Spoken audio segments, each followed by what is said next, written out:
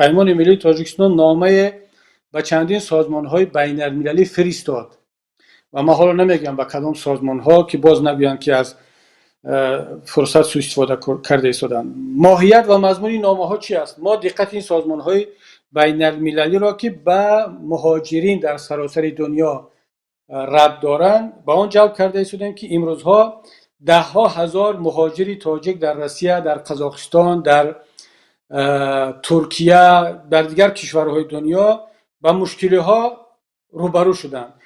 یک قسمی از این مشکل‌های طبیعی هست. این در نتیجه این بحران با وجود آمده است.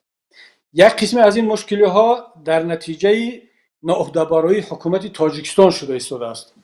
تمام کشورهای دنیا نسبت شهروندان خود چه در داخل کشور چه در بیرون علیه اقدام‌های لازمی را دیده ایستادند.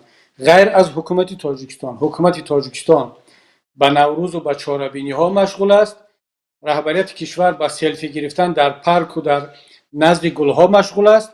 مهاجرین تاجیک در کنسولاگرها در حالت‌هایی که به طور مانند است در روسیه در شاید کشورهای دیگر در این وضعیت زندگی دارند.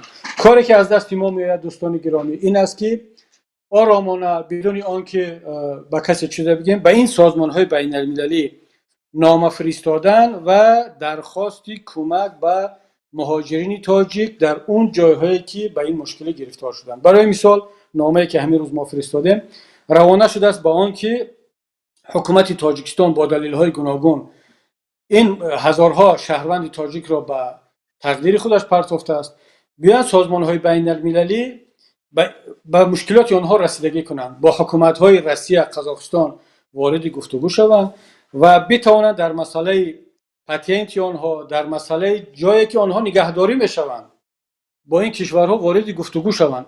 برای مثال در روسیه این خبرهایی که با ما رسید مردم مهاجرین ما در کنسولاگرها جای داده شدند و اصلا تقدیر آنها معلوم نیست که آنها چند هفته در اونجا خواهند ماند، چند ماه خواهند ماند، بعد با اینها چی کار میکنن، اینها چگونه غذا میخورن، آیا دسترسی به اینترنت به تلفن دارن، شرایط بهداشتی آنها چی هست. اگر حکومت تاجیکستان به این مشکلات شهروندان خود مشغول نشود کی باید مشغول شود؟ در این صورت وظیفه ما و شما دوستان این است که هم از حکومت طلب کنیم و هم به سازمان‌های بین‌المللی مراجعت کنیم که با این دلیل‌ها ما از شما خواهش میکنیم که به شهروندان ما در خارج دست کمک دراز کنید.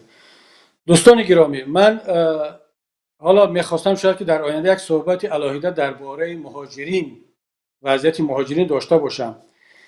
فقط این جمله را به شما میگم که مهاجرین تاجیک بخصوص کسانی که در قزاقستان در روسیه کار میکنن اینا خوراننده، اینها تأمین کننده زندگی ما و شما در تاجیکستان هستند. حکومت تاجیکستان شما از پول اینها رقص و بازی دارید. مردم تاجیکستان کسانی که در داخل هستید مهاجرین به ما و شما پول فرستاده ایستادند و کسانی که در خارج هستید مثل من مثل ده ها هزار دیگر که در اروپا زندگی میکنید مهاجرین مهنتی تاجیک خش و تبار ما را در داخل کشور ده ها سال خوراندند. امروز آسیب پذیرترین قشر تاجیکستان از همه گروهی مظلوم، گروهی که دیگر دست و پاچش از همه جا کنده شده است محتاج کمک ما و شما هست. مهاجرین مهنتی ما هستند که در روسیه، در قزاقستان، در ترکیه، شاید در کشورهای دیگر در ماندند، نمیدانند چیکار کنند، نمیدانند آینده آنها چی است. وظیفه ما و شما، وظیفه انسانی، وظیفه حکومتی، وظیفه اپوزیسیونی ما و شما این است که بیایم هر کدام در چارچوب صلاحیت خودمون به اینها کمک رسونیم.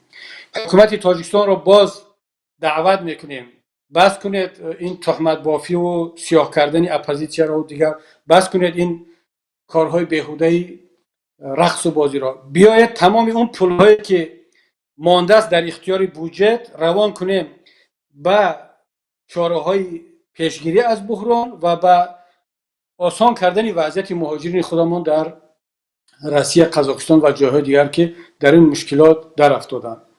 حداقل این کار را انجام دهیم. ما شاید زبانمون دراز باشد که فردا که ما در این حالت بحرانی این کار را کردیم، وگرنه مطمئن باشید دوستان تاریخ ملت ما را نخواهد بخشید.